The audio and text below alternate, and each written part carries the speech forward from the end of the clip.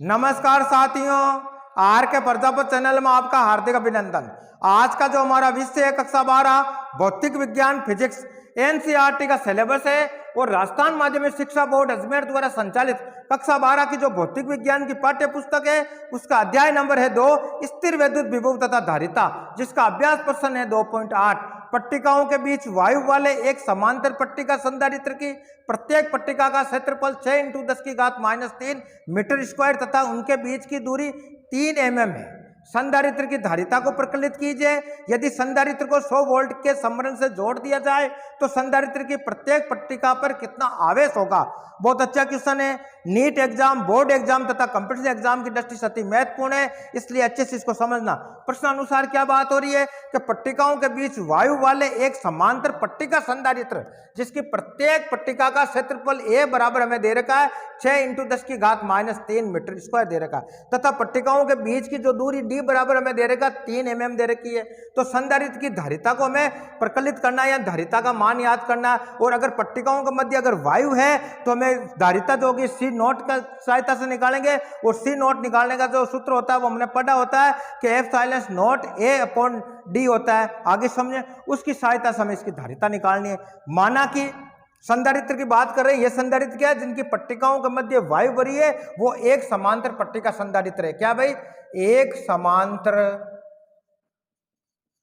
पट्टिका संधारित्र है, पट्टिका संधारित्र है।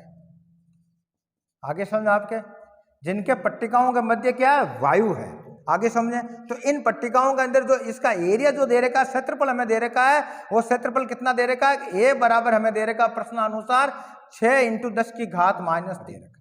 आगे समझे, और इनके मध्य जो दूरी है डी बराबर हमें दे रखी है भाई आपके 3 mm हमें दे रखी। आगे समझे आपके, तो हमें क्या निकालना है कि सी नॉट निकालना है। और सी नॉट निकालने का जो सूत्र होता है वो क्या होता है भाई कि एफ साइलेंस नॉट A/D होता है। आगे समझ आपके, इस सूत्र की सहायता से यह निकालना है। और यह सी नॉट क्या है कि जब पट्टिकाओं के मध्य वायु भरी हो तो इस सूत्र की सहायता से निकालते हैं। अगर कोई पैरावैद्युतांक होगा तो उसका सूत्र निकालने के लिए सीखेगा, जो मान निकालेंगे वो किस प्रकार होगा कि इसके स्थान पर जो पैरावैद्युतांक यहाँ पे एफ साइलेंस आर है उसको इससे मल्टीप्लाई कर देंगे। तो इस प्रकार हमने पढ़ा है। तो यहाँ क्या हो रहा है, इनके मध्य दोनों पट्टिकाओं के मध्य क्या है, वायु है। तो अगर समांतर पट्टिका संधारित्र है जिनके पट्टिकाओं के मध्य अगर वायु है तो उसकी जो धारिता होगी उस धारिता को इस सूत्र की सहायता से हम निकालेंगे। और एफ साइलेंस नॉट क्या होता है, निर्वात की विद्युतशीलता होती है, जिसका मान हमने पढ़ा कितना होता है एफ साइलेंस नॉट बराबर हम लिखते हैं कि 8.854 × 10⁻12 कूलम स्क्वायर प्रति न्यूटन मीटर स्क्वायर होता है। आगे समझे, तो इस सूत्र की सहायता से पहला क्वेश्चन सोल्व हो जाएगा। दूसरा क्या कह रहा है, यदि संधारित्र को 100 वोल्ट के समरण से जोड़ दिया जाए तो संधारित्र की प्रत्येक पट्टिका पर कितना आवेश होगा। तो हमने पढ़ा अगर इसको कितने वोल्ट से सप्लाई दी कि V बराबर अगर आपको 100 वोल्ट दे दिया। आगे समझे, तो 100 वोल्ट की हम बात करते हैं, ये V बराबर हो गया। अब इस पर जो आवेश होगा इस पट्टी पर और इस पट्टी पर जो आवेश होगा, माना कि जो आवेश है वो आवेश यहाँ क्या होगा, Q होगा, और यहाँ भी जो आवेश होगा वो Q होगा और Q नोट कह देंगे, क्योंकि पट्टिकाओं के मध्य क्या भरी हुई है, वायु भरी हुई है। तो वायु भरी होने के कारण हम Q नोट के द्वारा इसको मान निकाल। अब आपने पढ़ा को संधारित्र पर जो आवेश होगा, जितना आवेश इस पर होगा उतना का उतना आवेश इस पर होता है, ये हमने पढ़ा है। क्योंकि इस पर जो आवेश होगा, माना इस पर आवेश है वो धनावेश है। आगे समझे, एक पट्टिका पर अगर धनावेश है तो उतने के उतने आपके ऋणावेश होंगे। आगे समझे, तो इस प्रकार जो आवेश का जो मान आएगा दोनों के लिए समान आएगा। और आवेश निकालने का जो सूत्र होगा वो क्या होगा, हमने पढ़ा है कि Q नोट बराबर हम लिखेंगे C note V note.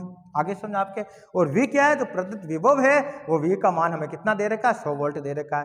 C note हम निकाल लेंगे इस सूत्र की सहायता से, और इसकी सहायता से जो आवेश होगा और प्रत्येक पट्टिका पर जो आवेश होगा Q नोट वो बराबर आएगा, इस पर जो धनावेश होगा उतना का उतना उसके ऊपर ऋणावेश होगा। तो इस प्रकार हमें इसको समझना है। आगे समझे, अब हम करते हैं क्वेश्चन को सोल्व। तो सबसे पहले हम लिखेंगे हल। हल में क्या लिखेंगे भाई कि प्रश्न अनुसार समांतर पट्टिका संधारित्र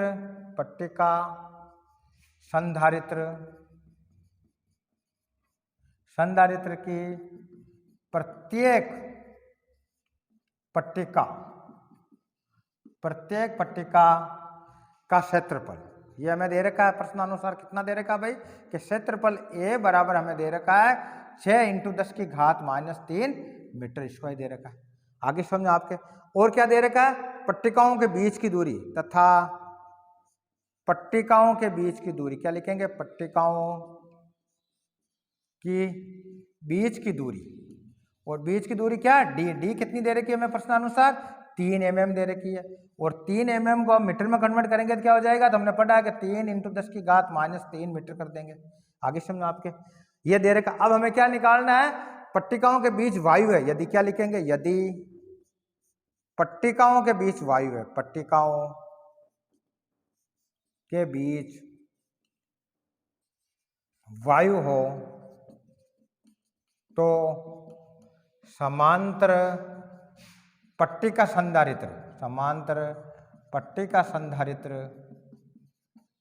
की धारिता, संधारित्र की धारिता, और धारिता का निकालने का सूत्र क्या होता है, हमने पढ़ा कि C0 बराबर हम लिखेंगे F∣0 A/D लिखेंगे, और F∣0 क्या होता है, हमने पढ़ा कि F∣0 होता है निर्वात की विद्युतशीलता, क्या लिखेंगे भाई, निर्वात की विद्युतशीलता, और निर्वात की विद्युतशीलता का मान कितना होता है हमने पढ़ा है, वो होता है भाई क्या लिखेंगे 8.854 × 10⁻12 कूलाम स्क्वायर प्रति न्यूटन मीटर स्क्वायर होता है।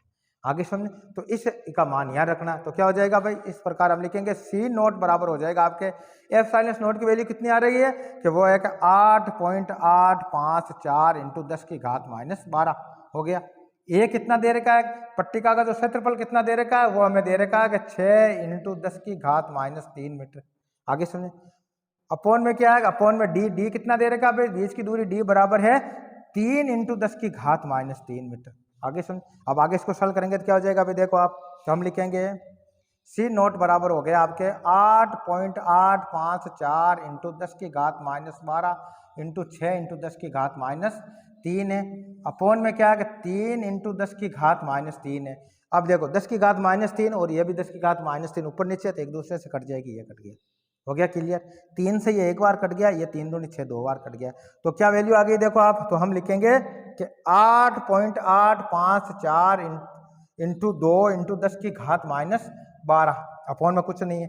अब इसको 2 से मल्टीप्लाई कर दो, क्या हो जाएगा भाई, देखो आप कि 4 दूनी 8, 5 दूनी 10, 10 की शून्य बच गया एक, 8 दूनी 16 और 1 17, 17 का 7 बच गया एक, 8 दूनी 16 और 1 17, ये 17।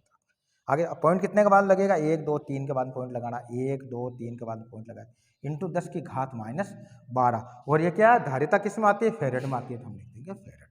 आगे सुनिए, अब देखो क्या वैल्यू आई कि 17.708 × 10⁻12 फेरेड, या इसको इस प्रकार भी लिख सकते हैं कि 17.708 पिको फेरेड। तो इस प्रकार जो धारिता आई किसमें, अगर पट्टिकाओं के बीच अगर वायु है तो जो धारिता आएगी C0 वो हमें निकालना था, वो कितना है, C0 बराबर हम लिखेंगे कि 17.708 पिको फेरेड। आगे समझो आप, अब इसका मान हमें C0 का मान प्राप्त हो गया, V0 हमें दे रखा, कितना दे रखा अभी विभू, कि हमें सप्लाई जो दे रखी है 100 वोल्ट की दे रखी है, तो अब हमें क्यों आवेश निकालना है, तो क्यों नोट निकालने का इस सूत्र की सहायता से ये निकाल लेंगे। यहाँ तक क्लियर हो गया। और अगर आपको ये आंसर दे रखा और उसको लगभग में लिख सकेंगे तो लगभग में ऐसे भी लिख सकते हैं कि लगभग में जो C0 क्या लिखेंगे वो आ जाएगा लगभग 18 पिको फेरेड भी लिख सकते हैं। आगे समझो आपके, और या इसको इस प्रकार भी लिख सकते हैं कि भाई आपके C0 बराबर हम लिखेंगे 18 × 10⁻12 फेरेड भी कर सकते हैं। तो ये लगभग में ये लिख सकते हैं, लेकिन जो एग्जैक्ट मान आएगा वो कितना आएगा भाई आपके कि 17.708 पिको फेरेड आएगा आपके। तो इस प्रकार अगर समांतर पट्टिका संधारित्र की बात हो रही है और पट्टिकाओं के मध्य अगर वायु है तो वायु होने पर उसकी जो धारिता का जो मान आएगा वो C0 बराबर हम लिखेंगे 17.708 पिको फेरेड। आगे समझे। अब अगला क्वेश्चन क्या पूछ रहा है, यदि संधारित्र को 100 वोल्ट के समरण से जोड़ दिया जाए, यदि 100 वोल्ट की अगर सप्लाई दे दी जाए तो संधारित्र की प्रत्येक पट्टिका पर जो आवेश होगा, यानी जो पट्टिका पर जो आवेश होगा समान मात्रा में आएगा, यानी Q0 प्लस जितना धनावेश होगा उतना उतना ऋणावेश होगा। तो इस प्रकार जो आवेश का मान दोनों पट्टिकाओं के लिए बराबर आएगा, लेकिन कितना आएगा वो इस सूत्र की सहायता से हम ज्ञात कर लेंगे। यहाँ तक क्लियर हो गया, इसको मिटा देता हूँ, आगे हम सॉल्व करते हैं। तो इस प्रकार समझना भाई, ये बोर्ड एग्जाम 2023 की दृष्टि से अति महत्वपूर्ण प्रश्न है, तो इस प्रकार इसको अच्छे से आप समझना है। आगे समझना आपके। अब हम बात करते हैं, इसमें दूसरा पूछ रहा है कि यदि संधारित्र को 100 वोल्ट के समरण से जोड़ दिया जाए तो संधारित्र पर जो प्रत्येक पट्टिका है उस पर जो आवेश होगा वो कितना होगा, उसकी हमें गणना करनी है। अब क्या लिखेंगे भाई, यदि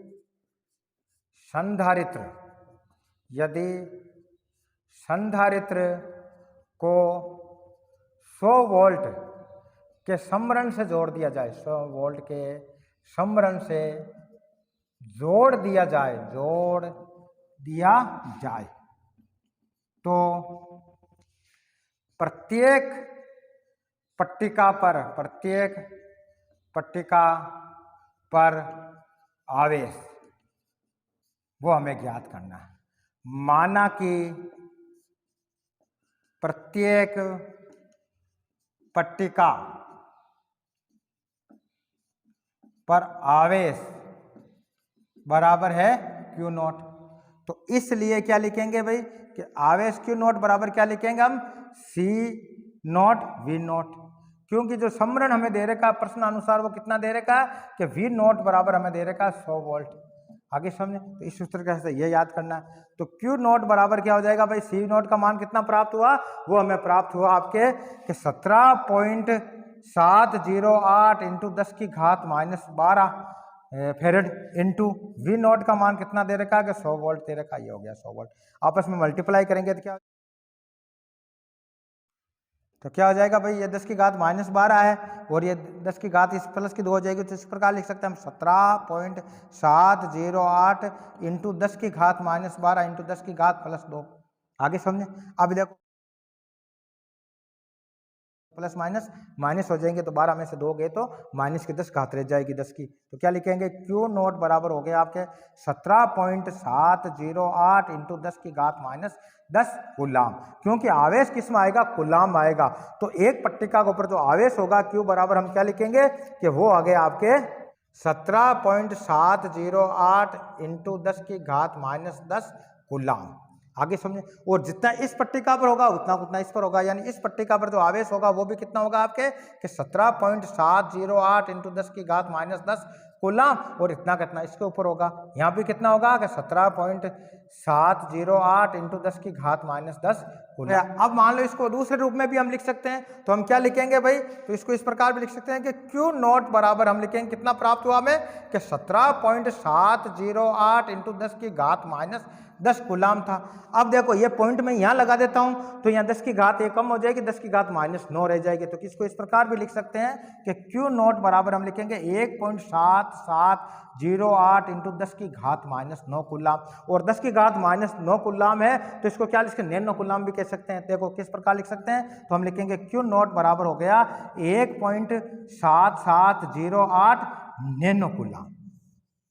अगर एग्जाम में अगर ये आंसर दे रखे हैं तो भी सही है, अगर ऐसा दे रखा है कि 17.708 इंटू 10 की घात -10 कूलाम तो भी सही है, अगर आपको यह दे रखा है कि 1.7708 नैनो कूलाम वो भी सही है। इनको यूनिट के अनुसार हम इसको चेंज कर सकते हैं, नैनो कूलाम हो गया और इसके अंदर 10 की घात -10 कूलाम है। और अगर 10 की घात -12 जो आंसर हमें आया था, अगर इस प्रकार भी लिखा होता तो ये अगर इसकी हम मल्टीप्लाई कर दें तो पिको के अंदर आपको इसको कन्वर्ट करना होता तो पिको में भी कर सकते थे। तो इस प्रकार यूनिट में आपको कंफ्यूज मत होना। आगे समझे, नैनो के अंदर आंसर आएंगे तो हमें क्या लिखना पड़ेगा, 1.7708 नैनो कूलाम लिखना पड़ेगा।